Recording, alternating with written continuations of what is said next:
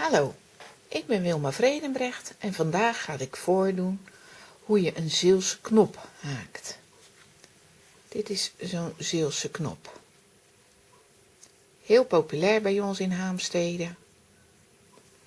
Wilt u het patroon op schrift, dan kunt u die afhalen in de winkel bij ons op Burg Haamstede. Maar ik leg hem zo uit dat u aan de hand van de film hem ook kan haken. Er zijn verschillende mogelijkheden voor zo'n Zeelse knop. Hier heb ik bijvoorbeeld een sleutelhanger van gemaakt. Ik moet zeggen dat de meeste mensen dat ook willen. Maar je kan er zelfs een lamp mee bekleden. Alleen daar kan ik het voorbeeld niet van laten zien omdat hij te groot is. Hij komt in ieder geval op mijn site te staan, de foto. De Zeelse knop. We beginnen met 6 vaste in een lus te haken, magische lus. Hoe die precies gaat kunt u zien in een filmpje die ook bij mij op de YouTube kanaal staat. Dus nu haak ik hem vrij vlot. Maar misschien kunt u het zo toch ook nog volgen. 4, 5, 6. Deze keer trekt u hem niet strak aan. Omdat u dadelijk nog in het gat moet haken. De volgende toer is 2 vaste in elke vaste haken.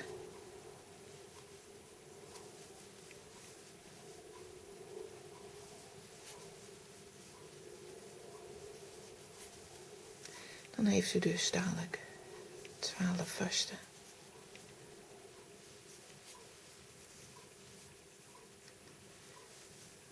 Ik ga hem wat snel misschien.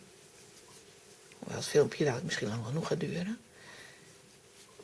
Maar dat is omdat ik aanneem dat u weet hoe u vaste moet haken. Zo, even tellen of ik er al ben hoor. 1, 2, 3, 4, 5, 6, 7, 8, 9, 10. Nee, klopt precies. 11. 12. Weer niet sluiten. Nu gaat u 24 stokjes in het ene gat haken. Dus u haakt over alle toeren heen. En dat is best straf. Maar het gaat wel. Ziet u? Trek het een beetje op. En dat is het eerste stokje. Omslag. Weer in het gat. Laat het draadje loshangen. Het mag eromheen, maar dat hoeft niet. Optrekken. En dit moeten er dan dus 24 worden.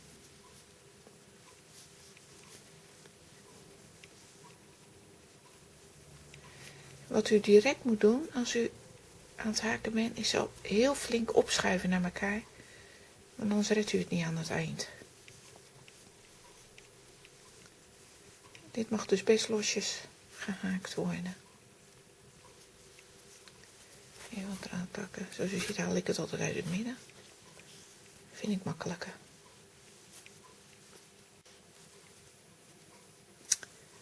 ...21... 22... 23...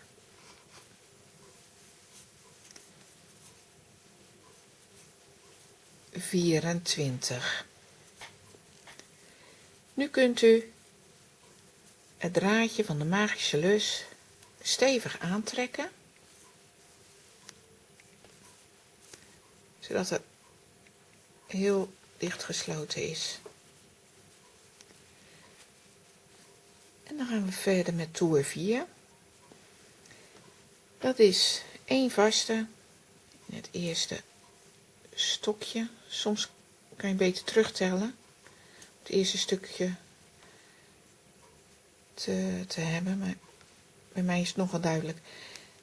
1 vaste, zoals u ziet, weer niet gesloten, maar gewoon gelijk doorhaken. 1 vaste en dan 2 vaste samen haken. Dan doet u als volgt. 1 lus ophalen, insteken, lus ophalen, nog een keer insteken in de volgende vaste, weer ophalen. Dan heeft u 3 lussen op de haaknaald staan en die haakt u in 1 keer af. Dan heeft u van 2 vaste 1 vaste gemaakt. Nog een keer doen. Eerst 1 vaste. Insteken, lus ophalen. De volgende vaste weer insteken, lus ophalen en afhaken. En 1 vaste. Dus afwisselend 2 vaste samenhaken en 1 vaste. Dan krijgt u, hierna heeft u dan 16 vaste. Dus van de 24 stokjes heeft u dan 16 vaste gemaakt. En even het draad pakken.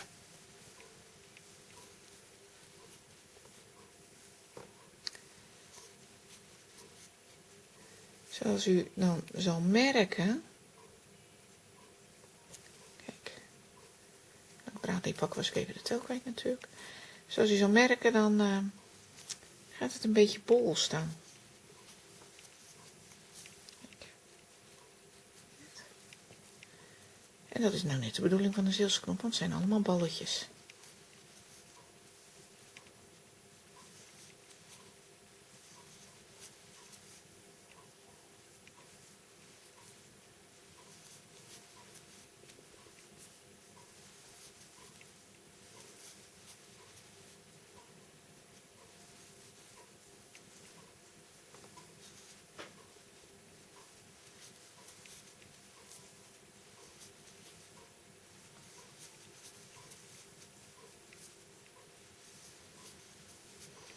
En als u het goed doet, dan eindigt u met 2 vaste samenhaken.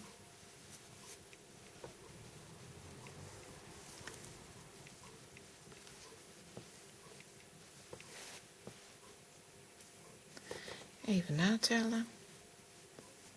1, 2, 3, 4, 5, 6, 7, 8, 9, 10, 11, 12, 13, 14, 15, 16. Ja hoor, klopt. De 5e toer